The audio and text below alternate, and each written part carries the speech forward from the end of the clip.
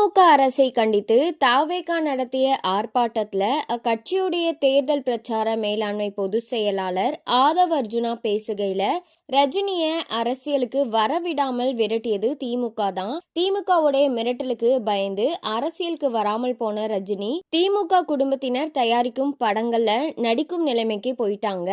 ஆனா விஜய்க்கு அந்த மனதைரியம் அதிகமா இருப்பதால் தான் அவர் அரசியல்ல இறங்கி இருப்பதா ஆதவ் ஒப்பிட்டு பேசியது பெரும் சலசலப்பை ஏற்படுத்தி இருக்குது. 1996 பாட்ஷா திரைப்படத்துடைய வெள்ளி விழாவுல ரஜினிகாந்த், பட தயாரிப்பாளர் R.M. வீரப்பன் உள்ளிட்டோர் கலந்து கொண்டாங்க.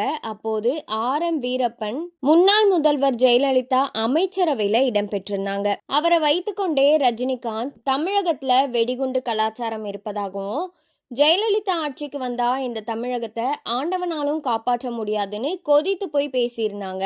ஒரு அமைச்சர் முன்னிலையில ரஜினி பேசிய பேச்சு பெரும் பரபரப்பை ஏற்படுத்தியது. அடுத்த நாள் R.M. வீரப்பனை ஜெயலலிதா கட்சியிலிருந்து நீக்கிட்டாங்க. இப்படி அப்போதைய முதல்வரையே தைரியமா விமர்சித்த ரஜினி திமுகவுக்கு பயந்து விட்டாங்க. ஆதவ் அர்ஜுனா பேசியிருந்தது பெரும் சர்ச்சையை ஏற்படுத்தி இருக்குது. இதற்கு ரஜினி ரசிகர்கள் மட்டுமல்லாது அரசியல் கட்சியினரும் கண்டனம் தெரிவிச்சிருந்தாங்க. இந்த நிலையில சுமார் 5 நாட்கள் கழித்து ஆதவ் அர்ஜுனாவின் பேச்சுக்கு ரஜினி கண்டனம் தெரிவிச்சிருக்காங்க.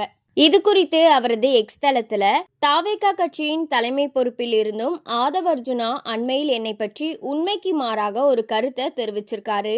அவருடைய அவதூறு கருத்தை கண்டித்து எனக்கு ஆதரவா குரல் கொடுத்த தமிழக சட்டசபை எதிர்க்கட்சி தலைவர் எடப்பாடி பழனிசாமி, தமிழக பாஜக தலைவர் நயினார் நாகேந்திரன், மத்திய அமைச்சர் எல் முருகன், தமிழக அமைச்சர் ரகுபதி, விசிக தலைவர் தொல் திருமாவளவன், முன்னாள் அமைச்சர் SB வேலுமணி, அண்ணாமலை, அர்ஜுனமூர்த்தி, அன்புமணி ராமதாஸ், GK வாசன், ஊடகத்துறையினர், என்னை வாழ வைக்கும் தெய்வங்களான ரசிக பெருமக்கள் எல்லாருக்குமே எனது மனமார்ந்த நன்றியை தெரிவிச்சுக்கிறேன். காலம் பேசாது, ஆனால் காத்திருந்து பதில் சொல்லும். இந்த மாதிரி ரஜினி அறிக்கையை வெளியிட்டிருக்காங்க.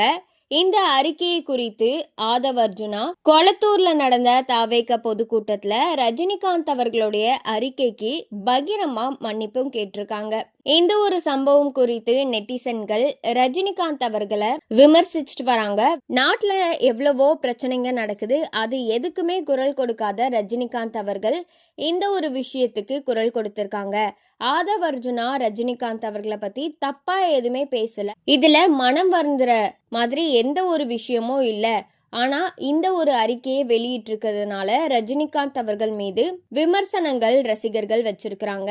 ஆதவ் அர்ஜுனாவிட பயங்கரமா ரஜினிகாந்த் அவர்களை அமைச்சர் துரைமுருகன், சீமான், திருமாவளவன், சாட்டை துரைமுருகன்லாம் விமர்சிக்கும் போது வராத மன வருத்தம். ஆதவ் அர்ஜுனா எந்த ஒரு தப்பான கருத்துக்களை சொல்லல, ரஜினிகாந்த் பண்ணதை தான் சொல்லியிருக்கிறாங்க. அதுக்கு ஏன் இவங்களுக்கு மன வருத்தம்னு ரஜினிகாந்த் மீது விமர்சனங்கள் எழுந்திருக்குது.